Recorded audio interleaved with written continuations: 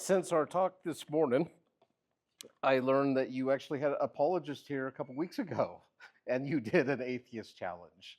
So I'd kind of like to, before we get into this, I'd kind of like to know how that went and what your thoughts were on that. Did he role play being an atheist for you? Was he a strong atheist or was he a straw man atheist? Strong? Straw? They were straw. Anyone else have thoughts or perspectives? Yes.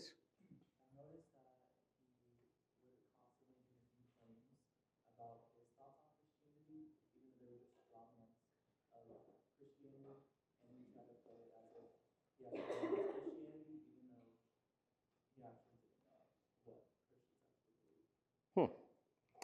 Well, yes, the most dangerous atheists, of course, are those that know the scriptures well and know Christendom. And in fact, many people who claim to be atheists today had a crisis of faith or worldview at some point. And for whatever reason, even though they may have been raised Christian, it wasn't answering their needs or their questions or fulfillment in life.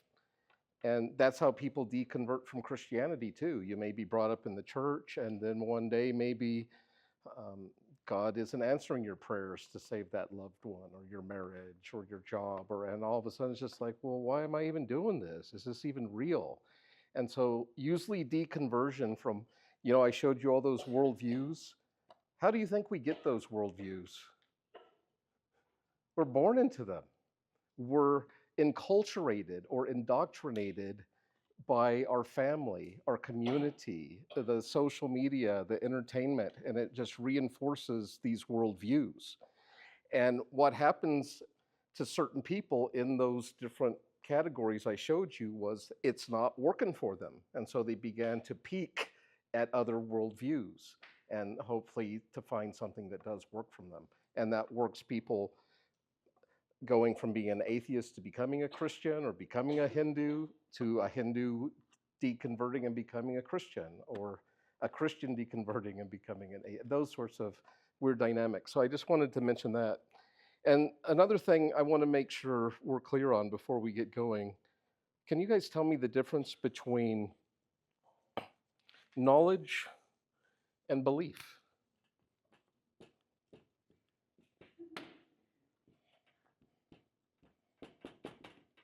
This is a very important distinction. It's one of my favorite things to do in life, is the difference between.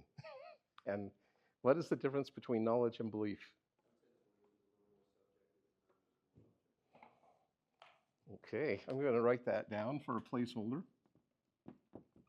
What do you mean by objective?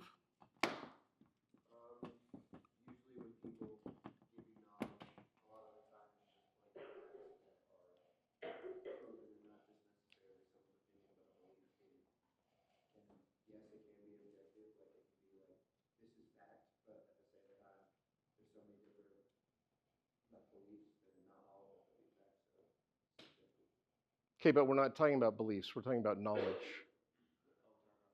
And you said it's objective, and I want to know what it means to be objective as opposed to being subjective. There,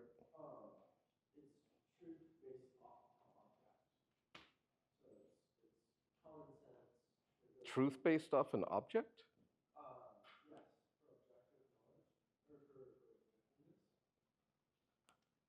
Can objects know things? I'm confused what you're saying.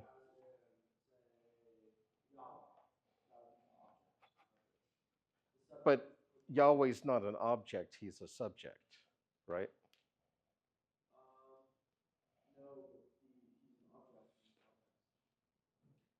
You want to objectify Yahweh?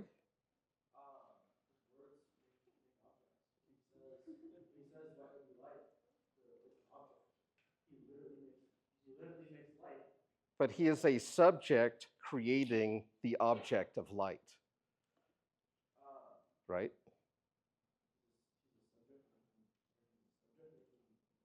God is a subject, not an object. So this is why it's so important to define your terms before you have a knockdown draw argument. We need to get on the same page of definitions.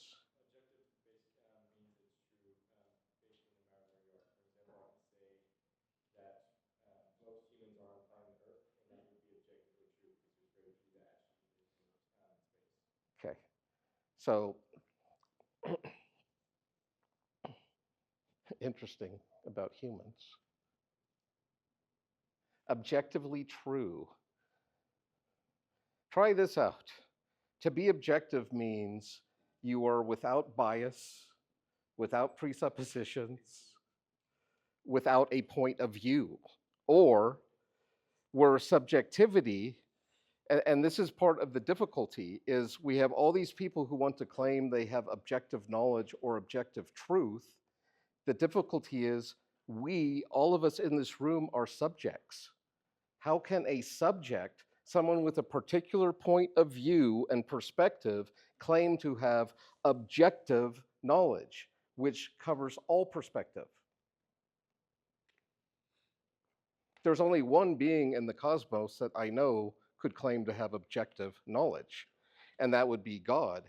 Because even though God is a subject, he not only knows his perspective on everything, but he also knows your perspective, my perspective, the little frogs down by the lake's perspective, the giant sequoia's perspective. God has all perspective all the time, which is why he has absolute, eternal, objective truth. We, however, do not have that vantage point. We can only see things from a particular perspective, from a particular place and time. And so knowledge, I like what you're saying about it being objectively true, as opposed to belief, which becomes more subjective to the individual, what the individual believes. Okay, so that's a good start. I would say knowledge is like based off of truth, and then belief is based off of like opinions about a truth. Okay, so right, truth is such a loaded word for a philosopher. Could I just, and I want to, I don't even like the word fact, because when you start to define what a fact actually is, I don't know that we have any of them. We have strong theories, but they haven't been demonstrated 100% of the time. In science, they like to call facts laws, and we have like what? The law of entropy, the first and second laws of thermodynamics about creation can't energy can't be created or destroyed. It can simply be displaced or reconvened together. And the idea that things go from they go from organization to disorder, and that breakdown of entropy that continues throughout systems. But even those are still just theories, because we don't know if that could change tomorrow, or if the whole laws of the universe could reverse themselves, which is possible based on some of our theories of how the cosmos came into being. There's not just the Big Bang theory, but there's also the law of eternal recurrence, which is a philosophical idea, which at some point the universe will expand as far as it possibly can, and then it will implode back in upon itself, and then again. And if right now we're in the process of expanding, but if things began to contract, all the laws of physics that we know would be flipped on their heads. The more energy you use, the more you would have. It would be so weird, such a different world. Anyways, too much. Let's get back to this. So let's call this data and this opinion. I mean, you can say fact if you want, just realize I'm not comfortable with these sorts of things. And I think we have precious few. And so what becomes difficult in having these worldview arguments is it's like you're given these goggles put on when you're born, whether you're a pantheist, a theist, an atheist, And then that's reinforced by your community. And when you encounter someone from a different worldview, they have their own sets of goggles on. So the first thing is trying to communicate with someone who is at a fundamental level perceiving reality differently than you. So imagine how difficult that is. Someone who doesn't believe in a God, someone that only believes in a physical, material world. And so this is the struggle. It's like, how do you, I like to call it world hopping. And do you have the ability to jump into someone else's world? Can you jump into their perspective so that you can interact with them? Because they do not have the ability to come into your world. Why can't they come into your world? Why can't they see things from your point of view? That's right. They do not have the Holy Spirit. And so you have to realize what you're engaging them on is in their physical, their natural mind, their natural intellect, their natural abilities, and their life experiences, which are probably going to be different than yours, maybe, maybe not. And so I just want you to be sensitive to these sorts of things as we begin this discussion. And I decided, instead of necessarily wanting to role play being an atheist for you, I remembered I had some really great videos I like to show my students. And the first one is called An Atheist Life versus Religious Life. And there's a lot of hyperbole in here, but I want you to watch it and think, how would you, because when it's over, I'm going to ask you, how would you respond to this person? Some of the claims are obviously, over the top, but he makes some really good arguments. And so that's how I kind of want to see how you would address this person. And to a degree, maybe I will take the side of the author of this videos, so you will have someone to bounce your ideas off of. And I just want to see how that goes. And then I have a little more snarky guy who I love named Pat Condell. He's a Brit, and he's a very articulate, intelligent atheist, but I think he actually understands the core of Christianity, which is stunning to me. And he still rejects it, but I think he at least intellectually understands what Christianity is about. Okay.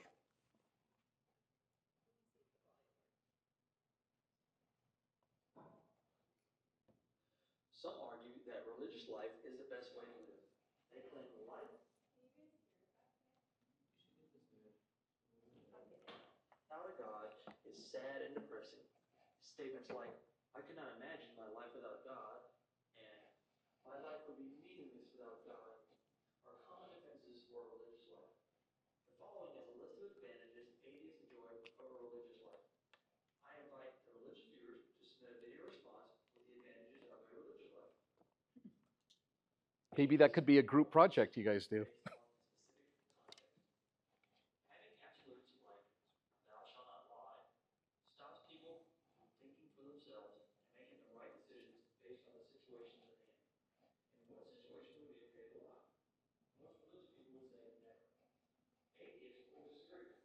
For example, if you were living in Germany, hiding Jews in your attic during the Holocaust, and Hitler's Nazis knocked on your door and asked if you were hiding Jews, would it be okay to lie and save the lives of the Jews in your attic?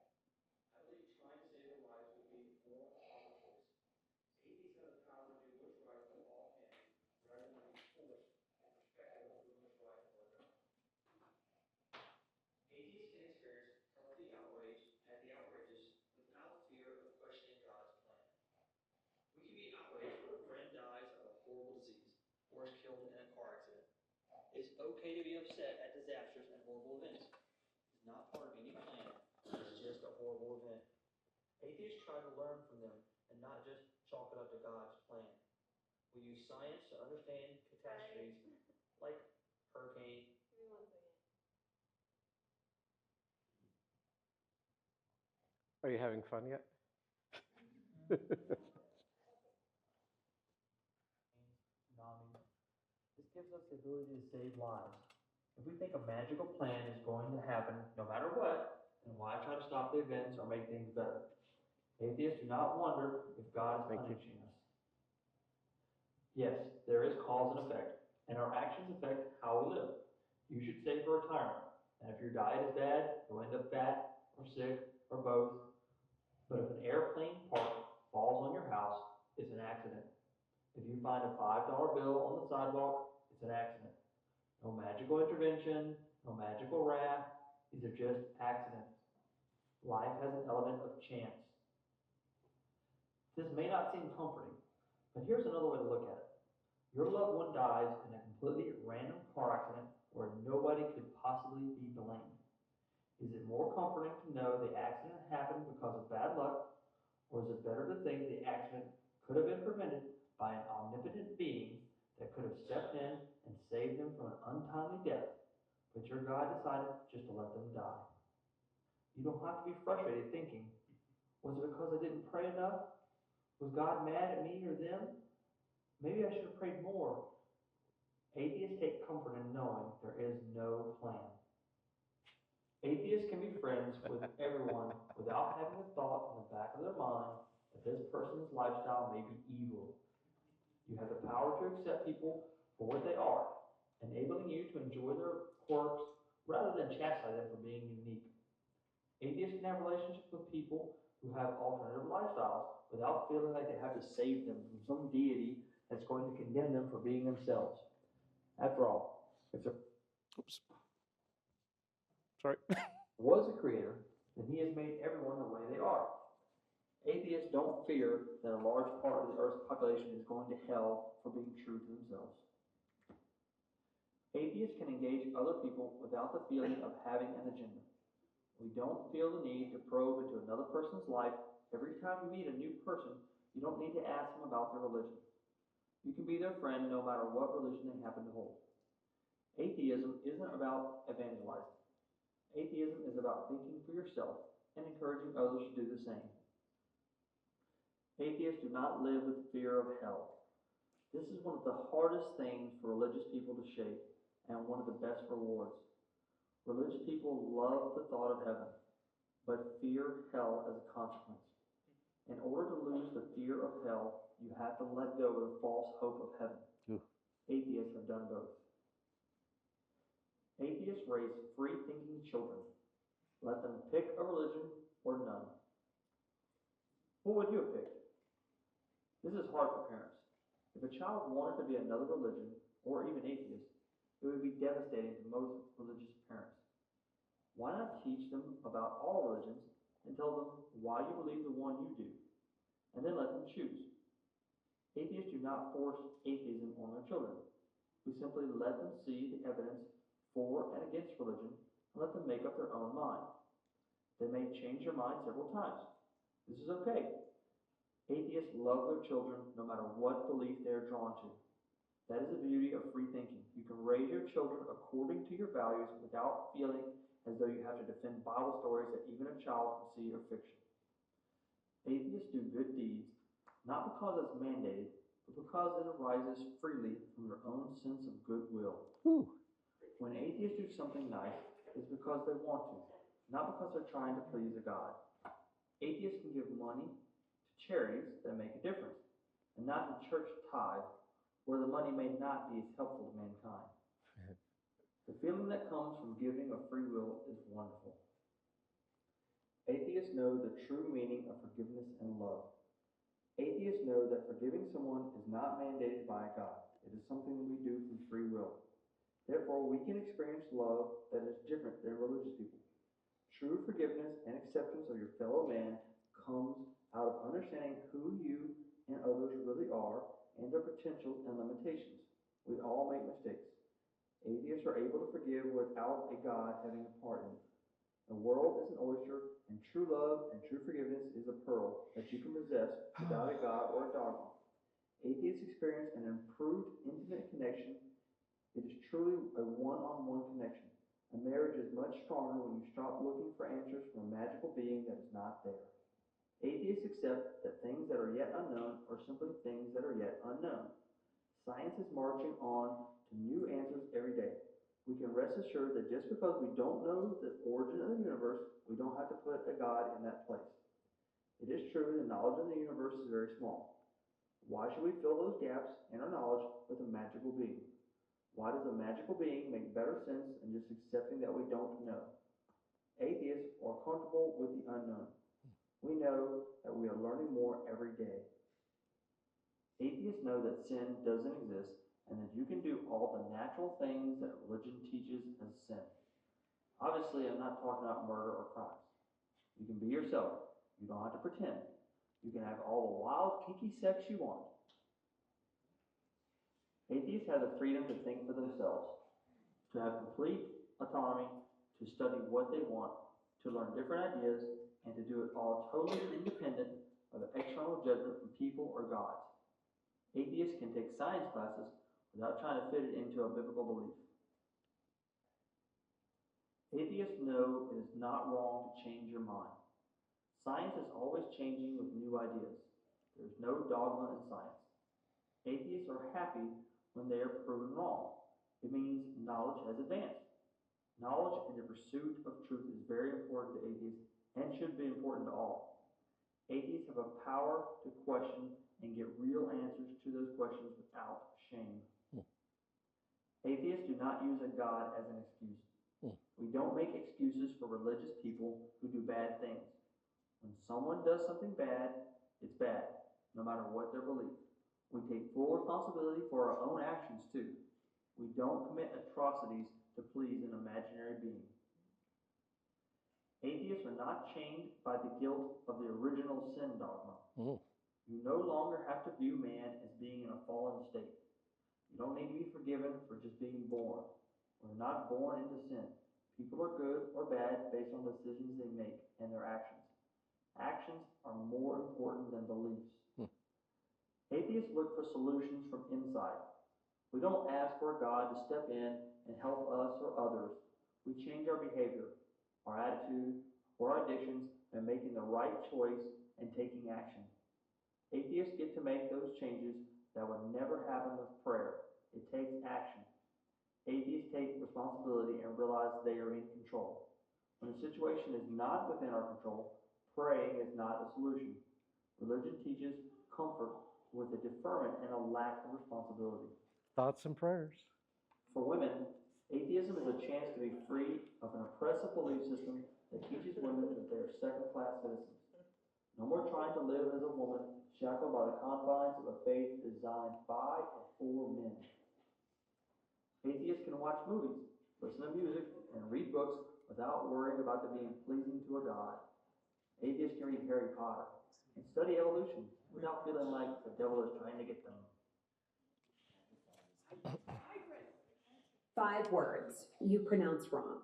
2. Okay, even though I understand you're not talking to this person directly, I'll be his intermediary. But if I made that video, what would you like to say? Where'd my podium go? Thank you.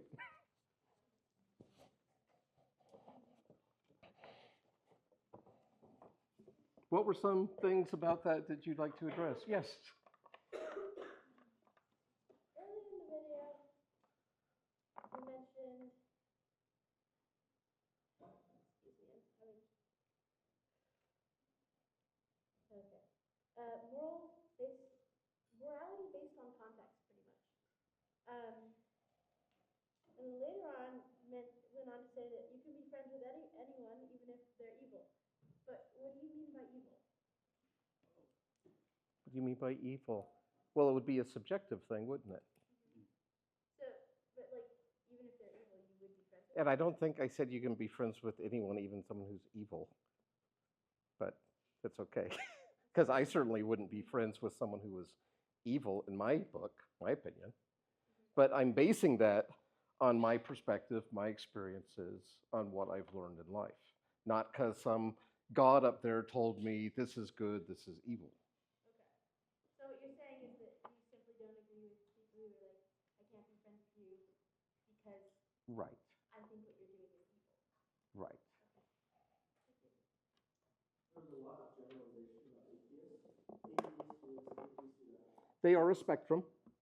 But all atheists, the atheist definition is what? It's A disbelief in God. So it's not a positive thing. There's not like a systematic theology for atheism.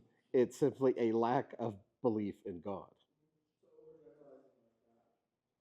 But that's not overgeneralizing. That's what atheism is. Oh, sure. They're individuals.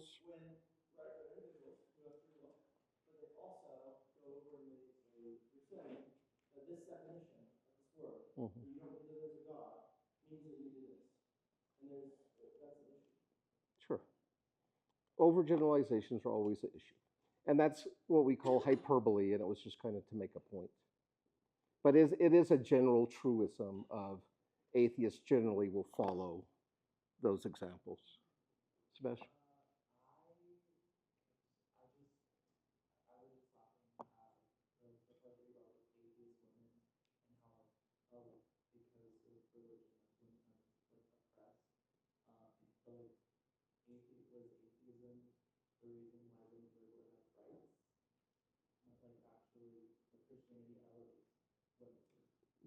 Does it?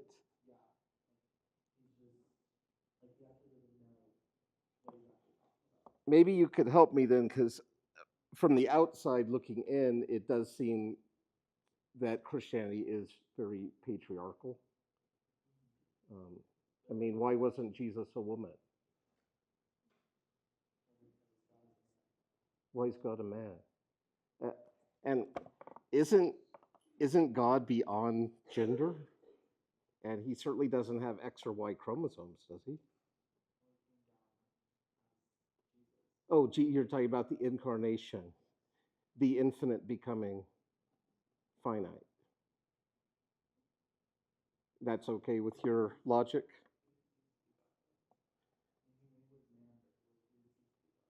He did not cease to be God. Okay. And the words coming out of your mouth aren't concerning to you at all, like you're talking like a crazy person. Okay. I hope you can understand why that's hard for me to accept. Because I've never seen anyone resurrected from the dead. I mean, that's kind of a done deal for everybody, religious people, atheists alike. Yes? Your original question was about the takeaways from the video, correct? Yes. Something that was on my mind was, I wish I could ask him, what God are you thinking about when you are thinking about religion? This was primarily geared towards the Christian God, but it would apply to other religions as well. It would apply to Yahweh, to Allah, to the Hindu pantheons. So I'm not selective about that. It's a curious thing about humans. All other species I'm aware of, when things happen to them, they just take it for like, oh, bummer, I got hit by a car, or bummer, that hawk swooped down and got my chick, or something like that. But humans, we have to come up with all these reasons why stuff happens to us. Like, are we being rewarded? Are we being punished? Was I being stupid? Was I being naive? And it's a weird thing about the human condition, that it's hard for us to just take things as they are, but we want to impose some sort of meaning or purpose beyond it. And in this video, the comfort was supposed to be in there isn't a purpose. And I know from a Christian worldview that does not sound comforting at all. It's really nice to think that God loved you, he made you for a specific reason, he's watching you, he's told you how to live, he's told you where you're going to go when you die.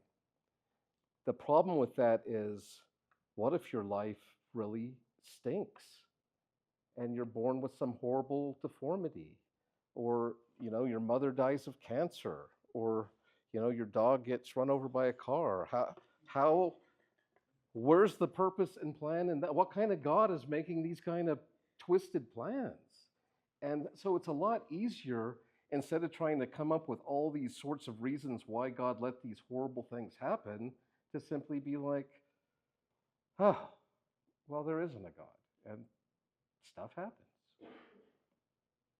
And we don't have to worry about why God singled us out for something horrible, like good old Job. Is it AJ? You have to make your own value. What do you like, what makes me value a stranger? Like, shouldn't we have? Well, it's your species. But why? Well, because you're both human beings. It's not a dog, it's not a giraffe, it's humans are your species. Don't you want to be kind to your own species? Other animals are kind of species. Well, some are. Some, but not all. No, they're not. Who takes the other birds? But we have choices, right? Huh?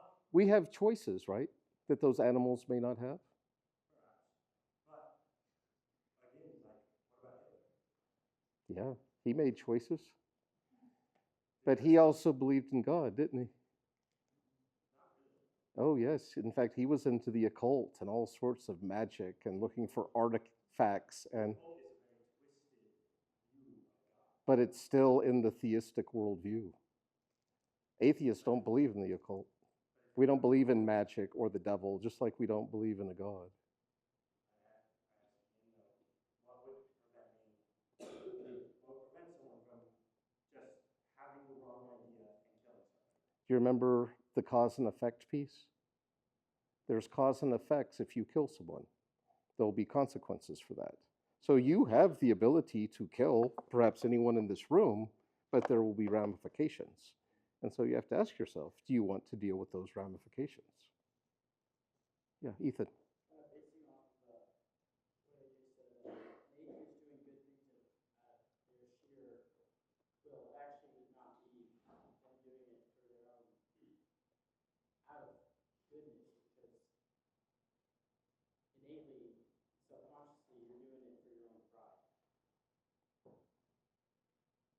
You can't just, if I'm gonna walk around and pick up trash, like you might think you're doing a good thing, but deep down, there's this like you're building yourself up because I'm better than the person not picking up trash. Well, that would kind of be like judging other people, which I'm not sure why you'd want to do that. If you like to pick up trash, pick up trash. If that's not your thing, find some way else to help. I hear what you're saying about the ego, though. Are Christians free of ego? I mean, why are you Christians? Is it hope of heaven, fear of hell? I mean, what motivates you? Why do you do good things? Yes.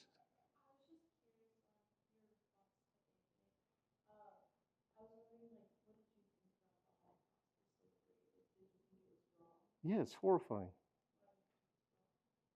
Because these are other human beings. Don't you have any empathy or compassion? My God, if there is one. They're humans. Don't you love humans?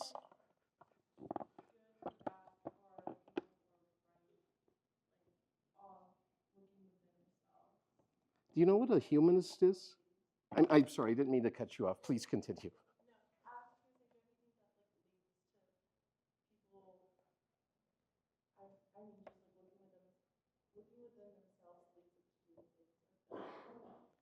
Things like what? Well, I would hope not.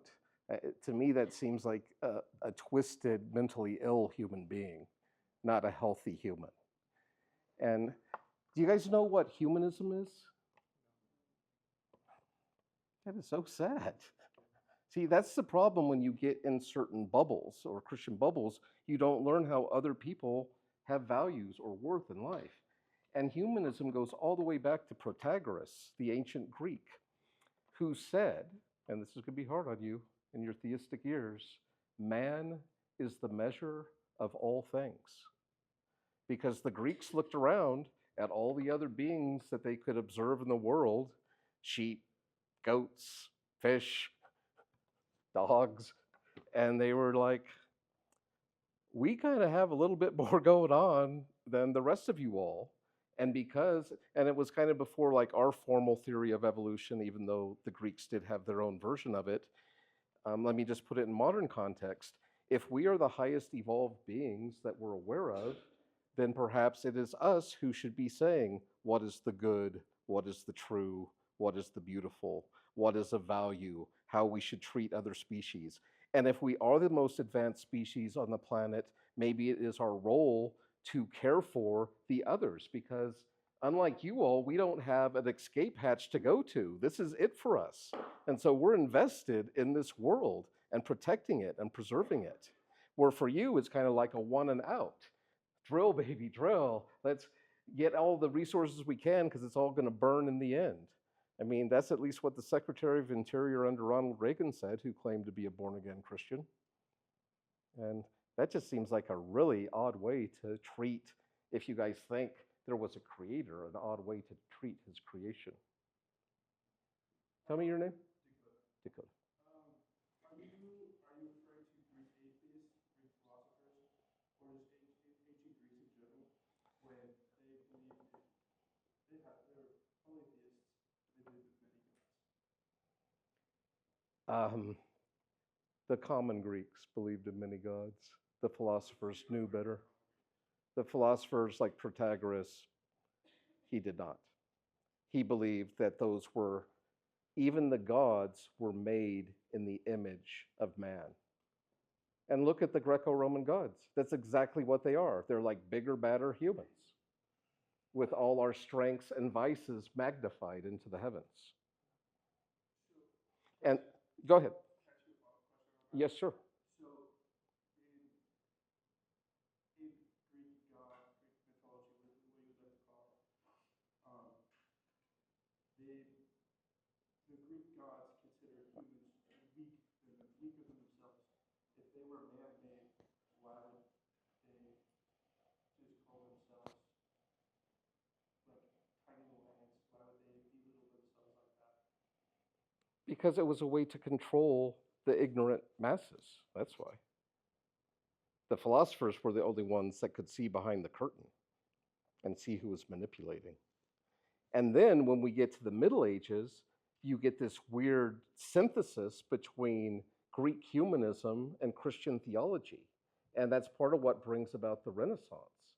And you have this like medieval type of humanism, which was trying to syncretize the two views, where they would claim that humans were of value because they were made in the image of God.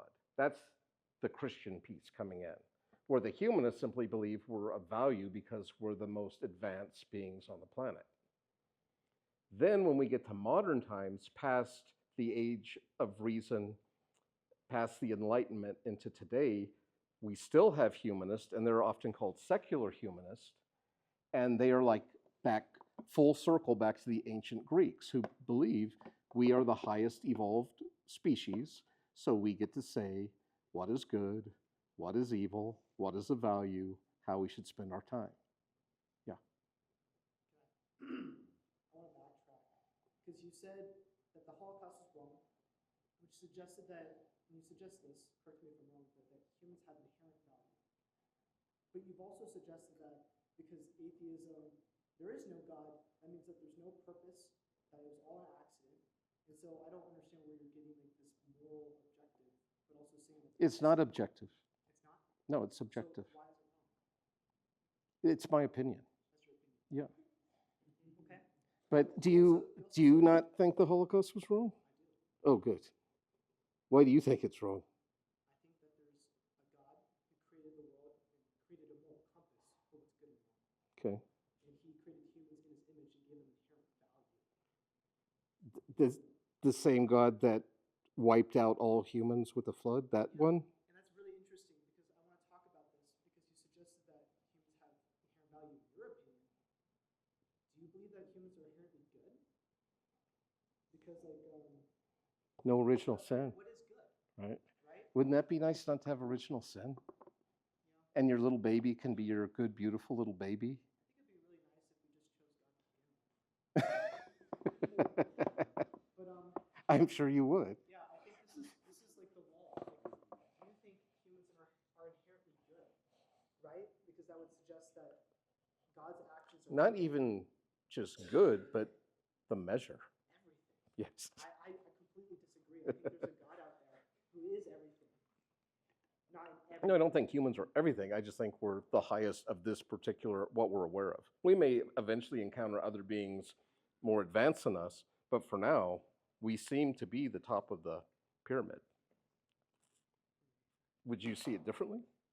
Oh, you would, because you have a whole other hierarchy beyond humans. Go ahead. You mentioned earlier that Was it? you stated earlier that in your opinion humans have value. Am I correct in saying that? Yeah. That's only from your opinion. Well, yeah. So the thing is, I live in a tribe where it's actually known for us to, when a new guest enters town, we immediately kill that guest and put them on fire in order to feed our children. So is that correct to do right now? Because in my opinion, guests outside my own tribe have no value. Yeah. Are you familiar with ethical relativism? It's a ethical theory that basically claims good is what your society says is good, and evil is what your society or culture says is evil. So based on that ethical theory, what you're doing in your culture is perfectly fine and acceptable, but if you came to my culture and tried to do that, you would be incarcerated and punished. Now, I personally don't buy into that theory, but that is one of the reason-based theories people have come up with of right and wrong. Egoism is another one, where each person is their moral compass unto themselves. What's good for me is good, what's bad for me is bad. That's so simple. I don't have to pull out this huge tome and look up all these commandments and all these situations. All I have to do is, when I find myself in a moral dilemma, is ask myself, Fred, is this good for you? And if the answer is yes, I proceed. And if the answer is no, this isn't good for me, then I stop. Now, if I'm proceeding and it turns out what I thought was good for me isn't good for me, I get to stop and pick another way. But you Christians don't get to. You have to follow God's commands whether it's working for you or not. Because it's not about whether it's working, it's about obedience. Obey, submit. Am I wrong or am I misunderstanding something? Keep going. You're correct in that. However, one thing you also brought up earlier was you believe that the Holocaust was wrong, and that you'd rather lie to save the couple kids that you got in the attic. Wouldn't you do that? Depends on my point of view. However, Well, you're a Christian, aren't you? yes, Would you lie to save Jews? that would be an ethical dilemma that I have to deal with the situation. I'm currently not in that situation, therefore I know that. But you have scriptures that you believe came from God himself that tells you, thou shalt not lie. A liar is an abomination in the eyes of God. So how could you possibly lie? Being honest, that's pretty bad. Some areas, there's times It's okay. It's a tough one. Because unfortunately, Christians are not immune from enculturation either. And I'm assuming most of you were brought up in America, and your type of Christianity has been infiltrated with utilitarian thinking, which is the greatest good for the greatest number. The ends justify the means. And I can't tell you how many Christians I meet that have that same sort of mentality. But that's certainly not, I don't think, a scriptural concept. That came from Jeremy Bentham and John Stuart Mill, who wanted an ethical theory that was not dependent on God or some outside law, but it was based on human reason and the consensus of community. Dakota. Yeah.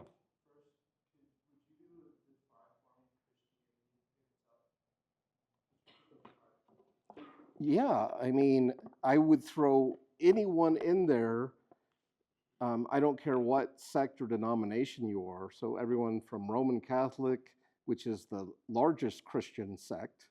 I think there's like over 1.7 billion Catholics in the world. There's as many Catholics, I believe, as there are Muslims. And that's not counting all the other sects of Christianity. But I would consider all of those people who see Christ as God. That's how I would look at a Christian. And they're looking to the Bible for their rules, although there doesn't seem to be a lot of consistency to me in that either among Christians. I mean, it's amazing to me the range of different rules Christians have. Can I tell you my position? Yes, please. So what I believe Christianity is to be true is that God created our universe. God sent his son Jesus. Well, first, God created us in his perfect image. We chose sinners because we were given free will. We chose sin to disobey him. Why would you do that? That seems like a bad choice, especially with the consequences. Okay. And in that, God sent his son to die on a cross to take all of our forgiveness, to take all our sin, and to take our transgressions Oh, for us, so that we. do you hear what you're saying? That doesn't bother you? It does not. Because wasn't God's son innocent? It was, and that was. And you're okay. It works in your Christian morality for an innocent person to suffer for a guilty person. Because I believe in the Trinity, that God, that Father, Son, and the Holy Spirit, they're all one. They're separate in themselves, but they are one. You're going to make my head explode if you keep talking like that. That's okay. Okay. But in that, I believe that is how we are forgiven. What does that have to do with the innocent suffering for what the guilty did? He came down in human form to take up for us, so that we can have eternal life with God. And why couldn't God just give us eternal life?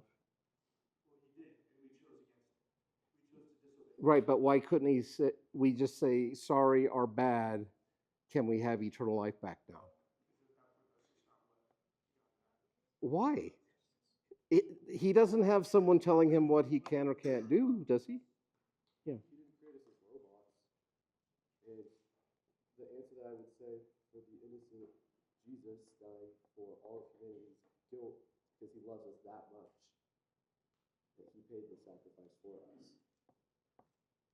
Yeah, but why does God have to have a sacrifice? Why can't he just say, I mean, I don't know that any of you have children yet, but can you imagine if you had children and you wouldn't forgive them unless they gave you some sort of sacrifice? That's not forgiveness, people. That's paying off your debt. Forgiveness is when, and mercy is when you don't hold people to the consequences. Grace is giving people goodness that they don't deserve. Mercy is not giving people their just rewards. And what it sounds to me like you're saying is, this is like it has to be paid. And that doesn't sound like forgiveness to me. That sounds like a payment. Sam?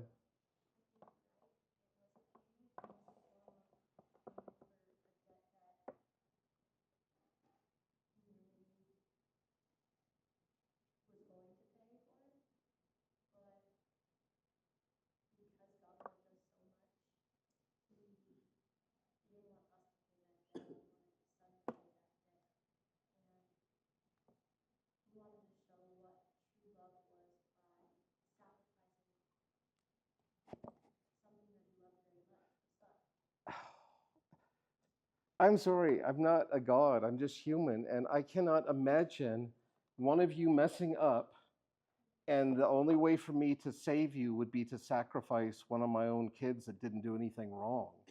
And as a father and parent, I would just be a monster in my eyes to do something like that.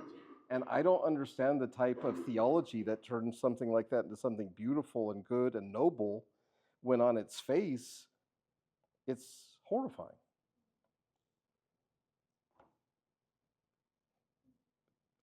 I'm looking for some new hands real quick. Tell me your name again. Madsen. Thank you.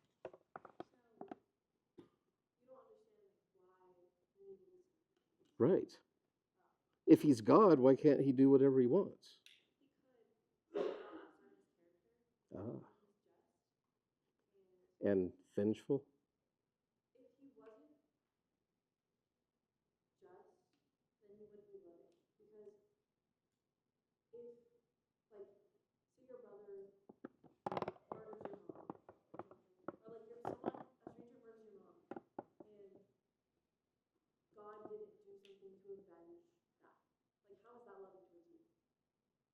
Well, don't need God to avenge me. Right, but why can't I just have our own society and legal system deal with it? I don't need some extra supernatural force to deal with something like that, do I? Yeah, but I don't.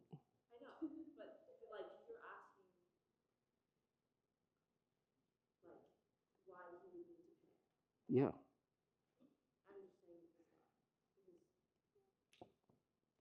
You're saying the person that killed my mother, why they need to pay.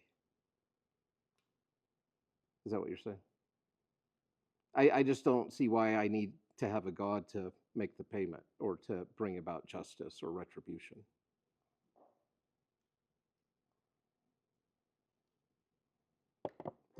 Oh.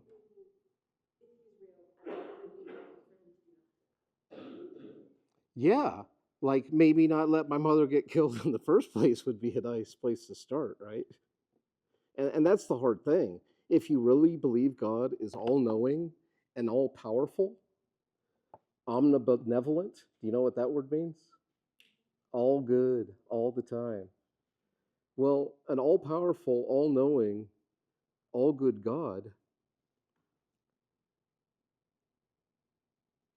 there sure seems to be a lot of flaws in the creation and in the beings he made. Yeah. I kind of want to go back to like one of the first points you made in the video, where you were talking about like you shall not lie kind of thing, and the whole like hiding people in your attic. We actually believe in a story that's about Rahab, and she's a prostitute, and she hid people in her attic. And she lied to these people, lied to other people about this story, like basically the exact same. She did. She is a little utilitarian. In Hebrews 11, it says that by her faith, it says, yeah, Hebrews 11:31. By faith, Rahab the prostitute did not perish with those who were disobedient because she was given a friendly welcome to spies. And then later on, it says God has provided something better for us, apart from us, like she'd be made perfect eventually. And so, like, God did forgive her. So Rahab was praised for lying in that passage?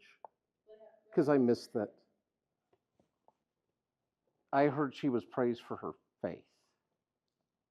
In fact, I think that whole chapter is called the faith chapter. So not praise for the lie. And maybe if Rahab had a little more faith, she wouldn't have felt the need to lie and realized God was going to take care of it.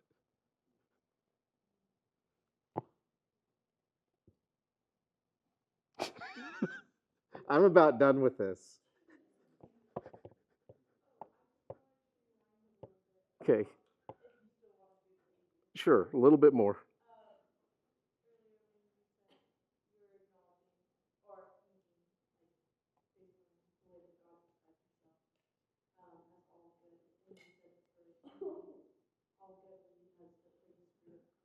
Yeah. I don't know if you've been out lately off this mountain, but there's a lot of really bad things going on in the world right now. And if you had this overarching God who can control it all, I don't understand. Yeah. Do you think if there was an all-powerful being that created all of us, and you believed in him,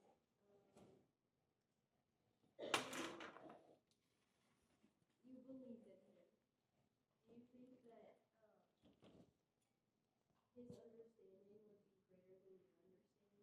I would hope so. Yeah, so in that way, when you talk about like the evil the writer is talking about, something innocent but biblical, something we just don't understand. But the all-powerful being does things that we don't understand. Yeah. Do you understand them? In my years of teaching and interacting with people, this has been the number one complaint about Christendom in particular, and it's the problem of evil. And it's actually worked out in like a logical syllogism. And so premise one is God exists. Premise two, evil exists. Is everyone on board with these two premises? No.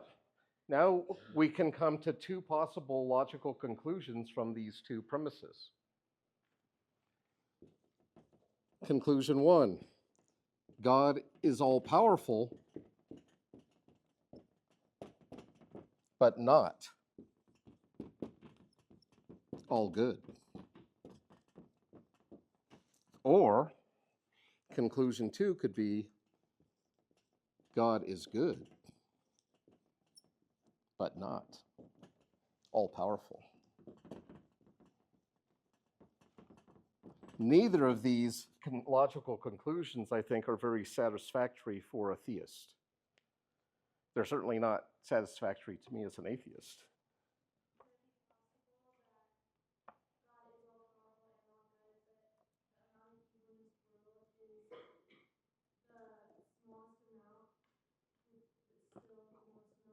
Ooh, what's your name? What's your name? That's right, Aspen. That was beautiful, Aspen. That was Leibniz. And his apologetic was, this is the best of all possible worlds. But that's a whole nother talk that we could have sometime, the way he goes about to demonstrate that. And I think it's a quite beautiful and elaborate argument. St. Augustine deals with this dilemma by denying one of the premises. And since he's a theist, he doesn't deny that God exists, he denies that evil exists. What do you think about that? Was Augustine delusional? Because he said reason's not a thing. It's not a noun. It's an adjective or an adverb. It's a descriptor. It's like a hole or a shadow. You can't have evil unless there is good. It's like in the yin yang. They're a match set. So as soon as God declares something as good, it now makes for the potentiality of evil. Isn't that fascinating? I think my understanding of evil is anything contrary to God himself. Sure, but that's not a thing, right? That's still an activity or action. It's not like you can point at an opium poppy and say, don't touch it, it's evil. It's not evil. Now, things you could do with it could be considered evil, but it's just a flower. Evil's a concept or a relationship. Since evil is the corruption of what is good, you are correct in that. But there's also, since evil is the corruption of what is good, that has the premise that reason good is what we think. Right. Well, that was a Christian theologian. I was just sharing that tidbit with you. Okay, I want to show you one more. This is a little shorter.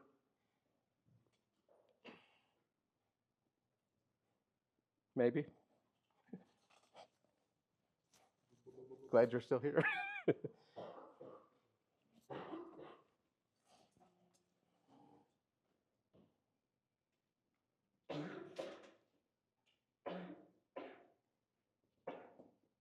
I found this guy about 20 years ago. I've been watching this guy.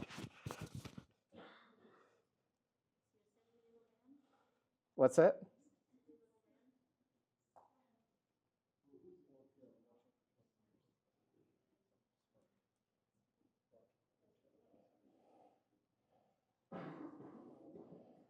Oh. Sorry, my poor old eyes. Things you guys have to look forward to. This one's called Hello, Angry Christians.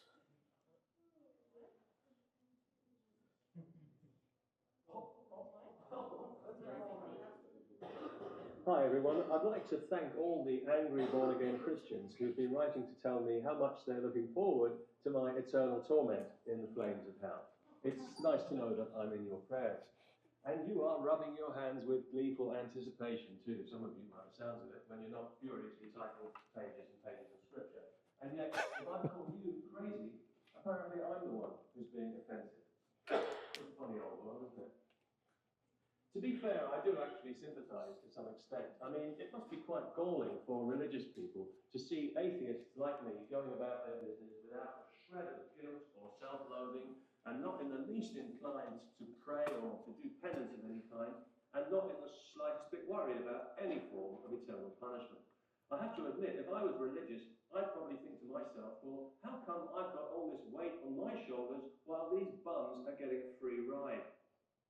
And I don't even think that I'd be comforted either, as some of you clearly are, by the prospect of their eternal torture in the flames of hell, roasting in agony and tormented by demons, because I don't really buy that scenario. I think if hell does exist, it's probably not a place where you physically burn forever, but perhaps a metaphor for something more subtle that consumes from within. Something like eternal regret, perhaps, something not done, not challenged, not risked, not loved enough. Or maybe it's just burning in fire. I don't want to get heavy about it. I mean, it's bad enough that Jesus died for my sins. I still haven't really gotten over that. And thanks for reminding me about that yet again, by the way. I do feel somewhat guilty that I'm not more grateful to Jesus, but I just wish he'd taken the trouble to ask me before he went ahead with it, because now I feel that I'm being billed for something that I didn't order. And that really is the deal, isn't it? If you're a Christian, you're born already in debt to Jesus. And it's a debt that you can only repay in full by dying. Whoa. That's some deal you've got yourself into there. That's like being asked to pay off the mortgage on a house that you already own. Especially as there's no hard historical evidence that the Jesus of the Gospels even existed. I mean, what records we do have were written by people who were born long after he died, so they were just really passing on what they heard. And of course, the same is true of the Gospels themselves.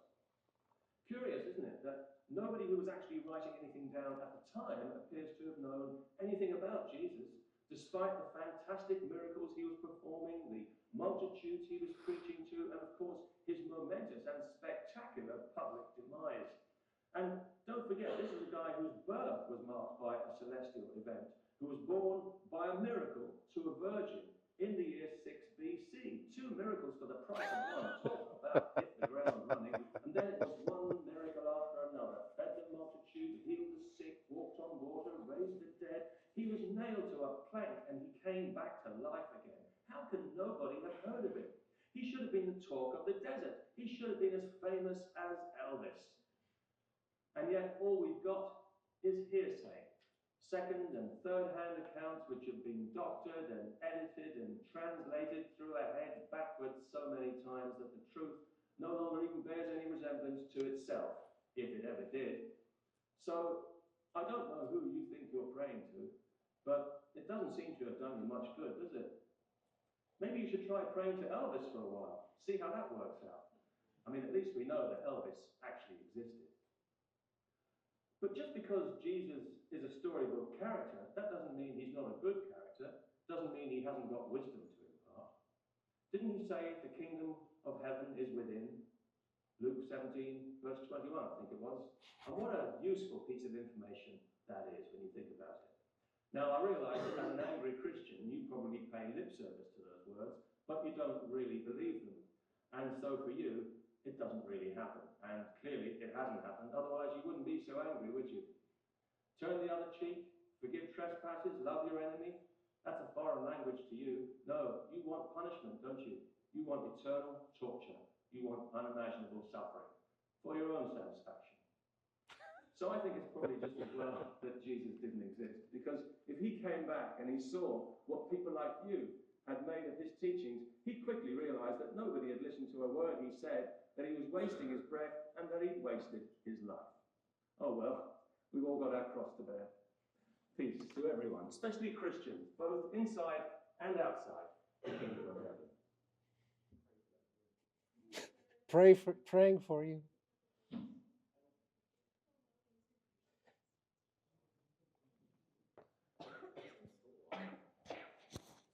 Good old Pat Condell. I want to commend you on that first half. You were the maybe least angry Christians I've had this exercise with. And I don't know if it's we have a lot of Gen Zs in here or what, but it's really nice. There were some strong questions, but I didn't feel attacked. No one was calling me names. You guys kind of stayed calm and rational, so well done. I commend you.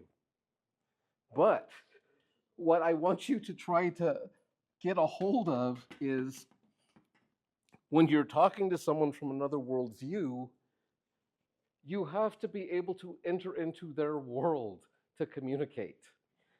What you were giving me were Christian arguments coming embedded from a Christian worldview using Christian reason to try to get me using a secular humanist reason to come to the same conclusion as you. And it's just not going to happen. And in my opinion, I think it is unfortunate, but Christendom, and this goes all the way back in the West to the split in 1054 between what became known as the Roman Catholic Church. Remember, there was only one universal Catholic Church until the split. And now we call the church in the West Rome, Roman Catholic, and in the East was Eastern Orthodox. And then we have all sorts of splits and deviations on the same. But the Roman Catholic tradition went more the way of, it didn't start this way, but by the time we get to the 12th century, it basically embraced the pagan Greek philosopher Aristotle and incorporated his logic and his reason. And they syncretized that into Christian theology.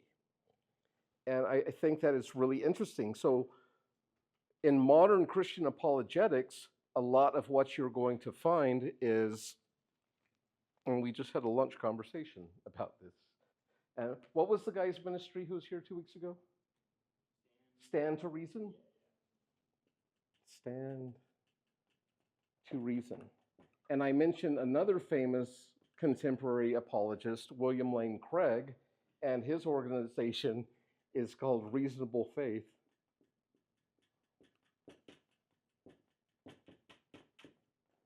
.org if you want to look him up and see. And both of these, I don't really know this first guy you had 2 weeks ago, but he actually studied at Talbot, so he probably studied under William Lane Craig and J.P. Moreland and some of these other very famous and well-known Christian apologists. I'll give you some names in case you want to check them out later. And I do not want to disparage their ministry or what they're doing. I just want you to understand where it's coming from and the techniques they're trying to use. This goes all the way back to Thomas Aquinas, the Catholic theologian. And Thomas Aquinas believed that part of being made in the image of God was our human intellect and our human reason. He had such a high view of man and human reason, especially his own, because it was quite profound. He believed through reason we could come back to God. Now, he didn't deny Christ and the sacrifice and all that, but he believed intellectually through rational arguments we could come back to a knowledge and understanding of God until the last few weeks of his life. And this is why I love Thomas, because if that was his end position, I really probably wouldn't want anything to do with him. Because I believe when humans fell, it wasn't just like a physical corruption, right? Like pain and childbirth and us growing old and dying, but I believe our reason fell as well. And I do not believe we reason correctly, but we reason based on our limited experience, our limited knowledge, and our biases. And so our reason becomes self-serving and can lead to rationalization to justify the desires of the sarx, or the flesh. And that is profound to me, how not our physical body, but these desires which come. In Greek, our physical body is soma, but the desires, the passions that come from physical bodies, there's another Greek word called sarx. And in this flesh, or this desire, we can actually twist our own reason to justify our actions. And so that's my great fear of the rationalist. Not that they have to become rationalizers, but rationalist, that is the great pitfall, rationalization.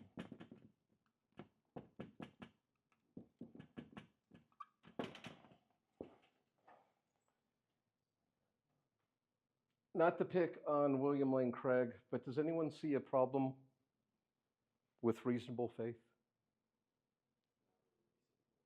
Who said that? Thank you, AJ.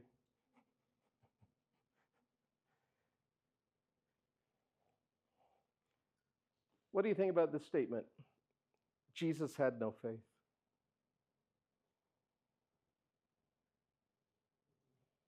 Why would I say such a thing? And he had knowledge. If you have knowledge, you know. That is the knowing part. What you don't know, you have to believe or hope for.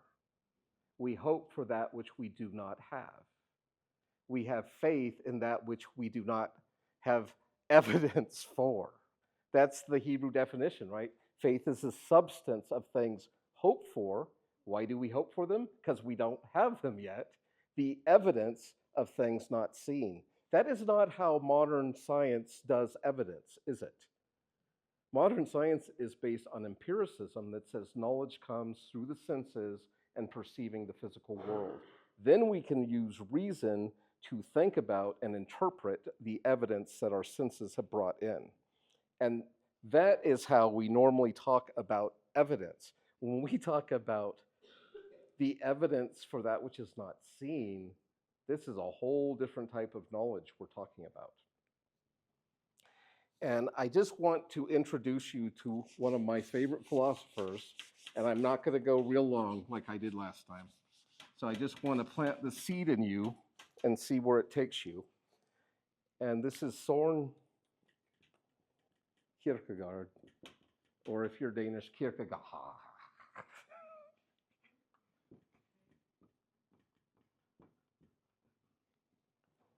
And Søren, he was a Danish philosopher, and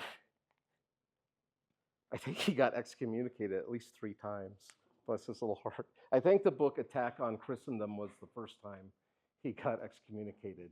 But part of what was driving Søren Kierkegaard so crazy was the time he lived in Denmark in the 1800s, the early 1800s. It was a Christian country. In fact, he remarked, it's the most amazing thing. Virtually everyone in the country is Christian. Even the Jews and Muslims are practically Christian. Even our dogs and cats are Christian. But you know what happens when everyone's a Christian? No one's a Christian. It just became synonymous with being Danish. It used to be that way in America when I was a little kid. If you tried to go door-to-door evangelism and ask people what religion they were, it's probably still this way in the Deep South. People would look at you like, this is America, isn't it? Like that was the answer. Like, of course we're Christians. It's part of being American. And that was driving Kierkegaard crazy. He had all these people identifying and claiming to be Christians, and not only that, they knew all the Christian doctrine. They knew the Christian theology. They even lived Christian lifestyles and morals. But Kierkegaard despaired that they weren't actually Christians. Whoa. How would it be that they were not Christians? And so Kierkegaard was what we call a fideist.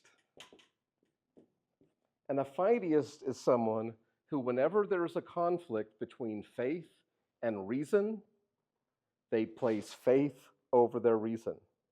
I would say a rationalist is someone, if there's a conflict between faith and reason, they try to make their faith reasonable. Hence, reasonablefaith.org. Kierkegaard sees it like a teeter-totter. The heavier your reason, the lighter your faith. The heavier your faith,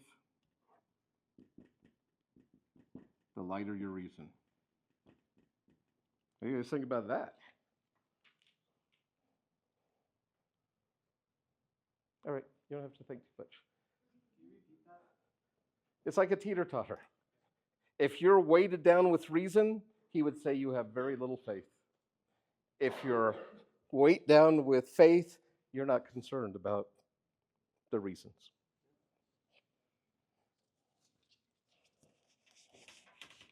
This is not Kierkegaard, but I would say his antithesis, Friedrich Nietzsche, who believed faith is people wanting to believe that which is not true. He wasn't an atheist, he was an antichrist. And that is something I think you will find with many people who claim to be atheists. They're not really atheists as much as they're angry and against God because of some slight or some perceived thing that God did to them or the world or whatever. I had a proclaimed atheist friend, one of my best buddies, and I think he thought about God more than I did as a theist. He couldn't stop. He was so angry. And I was like, gee whiz, it's like I don't believe in Thor or Zeus or all that, but I don't dedicate my life to debunking it. And I get it. I'm not living in a culture dominated by the Greek pantheon or the Nordic pantheon, but I don't know in this modern time that non-Christians are being persecuted by Christians, although that may be coming. We will see. Kierkegaard believed what Christian rationalists were doing was they were using reason to try to get people as close to God as possible. So if God's up here, so give me some reasons why you think we should believe in God. You gave me one like morality. How do we get good? How can you even say something's good or bad without it being purely subjective? But let's say objective morality, because we can have plenty of subjective morality without God. But yeah, without God, it becomes relative. Everyone does that which is right in their own eyes, in their own perspective. And I think even most atheists would agree to that to some degree. What would be another proof or evidence you would want to give for God? Yes. I mean, when's the last time you looked at a wildflower or a seashell or a galaxy and the Fibonacci sequence is everywhere and people are like, it's the thumbprint of God. It's like trademark made by God. And so we can talk about complexity. Or we can even talk about cosmos, which means order in ancient Greek.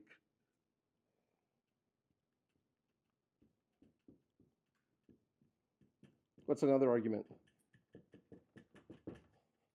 I'm not so worried about the arguments. I'm just making a point. Beauty, good, goodness, love.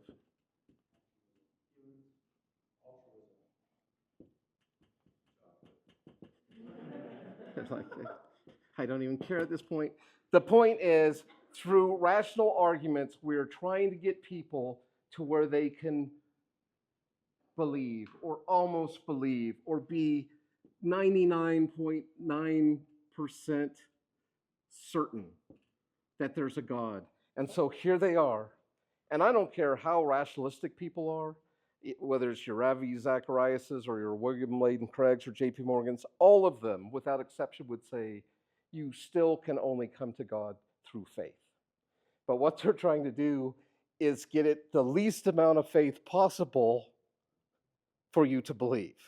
So they're giving you all these arguments and reasons to get you right there, and then with all your might, you take the hop of faith into the arms of Jesus. And Kierkegaard is going, what foolish madness. If without faith it is impossible to please him, why would you do everything in your power with your reason to make Christianity as reasonable as possible? So Kierkegaard, who also had a profound intellect, used his reason just the opposite. He showed why Christianity was unreasonable. Could you give me some examples? I threw a few of them out tonight when we were meleeing. What's unreasonable about Christianity? Yeah, it's gross from a secular perspective. The innocent suffering for the guilty. It's immoral, it's wrong. Okay, so problem of evil, sacrifice your son, resurrection. Yeah, when's the last time you saw res from the dead? Pain, suffering. Well, that's kind of problem of evil still.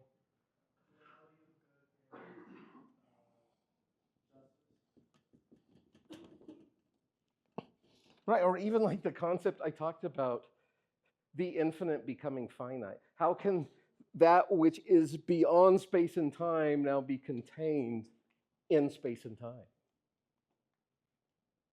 That's a mind twister. Kierkegaard says our reason should drive us to our knees in despair, where we call out to God to have mercy and to take a leap. He's the one who coined leap of faith. So he's using reason to show how unreasonable Christianity is to maximize the faith. And the way he defined faith was the surest form of knowledge. And this is where I want, and I'm going to close on this. The difference between Nietzsche's view of faith is just wishful thinking to Kierkegaard saying it's the most sure form of knowledge. And I think Nietzsche is correct, but I would say that is what is self-generated within us. Like, I've been a Raider fan since 1976, and it's been very hard for the last decade or more. I don't even know who my team is anymore. It's so painful. Anyway, well, there's always next year, right? I've been saying that for a decade. Anyways. He says faith is, what did I say? It's basically wishful thinking, but it's a belief from Nietzsche of not wanting to deal with reality. That is basically his idea of faith. We want it to be otherwise, so we have faith or belief about it. Where if it is wishful thinking, like I am with my Raiders, that's not faith I've received from God. But because we had so many games we won the last 2 minutes, down 3 touchdowns or more, I'm always there till the end, like, I think we can do it. I believe. I'm a believer. But that's not the type of faith Kierkegaard's talking about, and it's not what I'm talking about. This type of faith I'm talking about, it doesn't come through reason. It doesn't come through experience. It's not based on emotion. It's not inherited from your parents. I always tripped out on that old-timey hymn, Faith of Our Fathers Living Still. You guys know that one? And I think the sentiment is we still believe today what our parents and our grandparents and our great-parents believed. But I always took issue with it because faith has to be born anew in each generation and each life. you cannot live by the faith of your father or your mother. That is not your faith. That belongs to them. It was God's gift to them. And if you want faith for yourself, ask for it. Seek, knock, ask. These are the keys. And I believe that God-given faith, it is the most sure form of knowledge. But do you see how beautiful and how dangerous that is at the same time? Because no one, I don't care how brilliant an atheist or Muslim or Mormon or whoever I come up against, whatever their arguments are, I did not get that seed of faith through my reason, through my intellect. It was a gift from God. And because it came from God, no man can take it away. And that is amazing. But see, this is the danger of faith that doesn't come from God. Like the people, what's it been, 15, 20 years now, when the Hale-Bopp comet was here in San Diego. I was living there in the time, and this cult thought the mothership was in the tail of that comet, and they all killed themselves. They had great faith that they were hitching a ride to take them home. And so faith can be an incredibly dangerous thing. Those people who flew those planes into the towers, they had faith that Allah would reward them. So it's not just faith that's the key, it's where did the faith come from and what is the faith in? That is essential. They wouldn't call it that, but yes. Even if it's just in themselves. Yeah, sure, something like that. But every worldview, I would be comfortable calling them presuppositions. They're starting with certain premises that they can't prove, but they completely believe are true. They don't know they're true, they believe they're true. And that's why I started this talk with know the difference between knowledge and belief. And I believe thousands of things. I only know like 3 things. Actually, I know 5 things, but I can only remember 3 of them at a time. So I'm just going to say 3.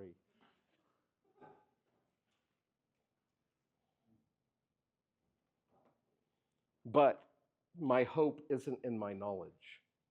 My hope is in my relationship, my encounter with God. And that's the great existential piece of Kierkegaard, where he changed the question completely about, because people would always be asking the question like, what is a Christian? And then we could write down the Nicene Creed, or we could write down, if you confess with your, or if you believe in your heart and confess with your mouth that Jesus is raised from the dead, thou shalt be saved. That isn't where we're going with it. And now I lost my train of thought. Oh, what is a Christian? Thank you. And so Kierkegaard changed the question to,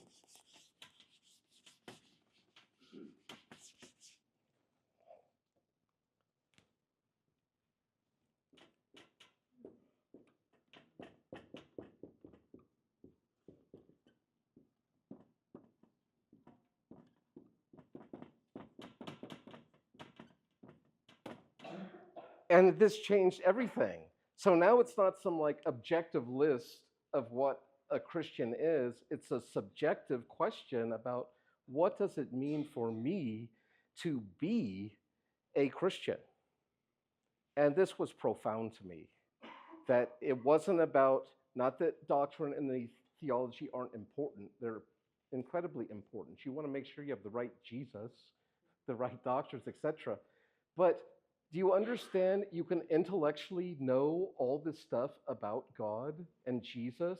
You could say the Nicene Creed, you could take the Mass every Sunday, you can do your Awanas and look like a brigadier general. That doesn't make you saved. That's all up here. And this is kind of like he's the father of existentialism, and he said, you only know, capital K know, what you have experienced.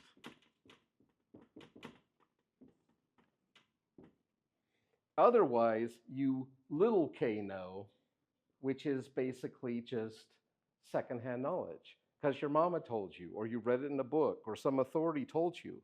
Kierkegaard would say, the only true knowledge you have is what you have experienced personally. Now put this back to what does it mean to be a Christian? Little k knowing would be knowing the Nicene Creed and the Bible and all the doctrines and covenants. Capital K knowing would be you met and encountered the living Christ. And Kierkegaard would say, without that, you're just a cultural Christian or an intellectual Christian. You're not actually even a Christian at all. So the question is, have you met Jesus? Have you encountered Jesus? And if you haven't, well, no wonder it's so hard. You're trying to live a Christian life and Christian morals and ethics and all this through the strength of your own will, through the strength of your own soma and sarx, your flesh. And when it takes the very power of God to create in you a new heart, making you a new creation. And if you're listening to me and you're going, oh my God, I don't even know what Blackburn's talking about right now. What does it mean to have met or encountered Jesus? The guy that ascended back 2,000 years ago. But do you understand, or what you need to experience is Jesus is here now with us in this room, within me, hopefully within many of you. And that changes everything. The head is important. The heart is important. But this knowledge, this experiential knowledge of God, it would be like, you know, we all know who the president is, right? Little K know. But I've never met the president. I can read about him. I can hear different people's opinions about him, whether they're glorifying him or thinking he's a monster. But what a difference it would be to know them by meeting them, right? That's what we're talking about, the difference between knowing about and knowing personally, experientially. So I hope this was helpful for you tonight and beneficial. And I haven't worked out if I'm going to be able to slip in an extra talk or not tomorrow. I hope I can. If we're going to do a pantheism sampler, and I had requests about Islam, but I also want to do what I've been learning lately from my teachers, if you want to learn from teacher's teacher. And the talk I want to give on Friday or Thursday before I leave, it's called Wisdom from the Woods. The trees are my teachers. And it's the things I've learned in the last 3 years while God has let me wander the great forest. I call it the forest of God. And I get to be a little steward in God's forest. And I'm so thankful and happy. And all right, well, if we have to choose between, just in case I can't get the third one, if you want between Islam and pantheism, how many want to do Islam? Wow. 1, 2, 3, 4, 5, 6, 7. And how many want to do pantheism? Oh my God, it's like totally evenly split. How am I supposed to pressure your staff to get me an extra talk? Okay, because I want to do all three. All right. I'll linger again like last night, but I'm not going to keep you. You're welcome.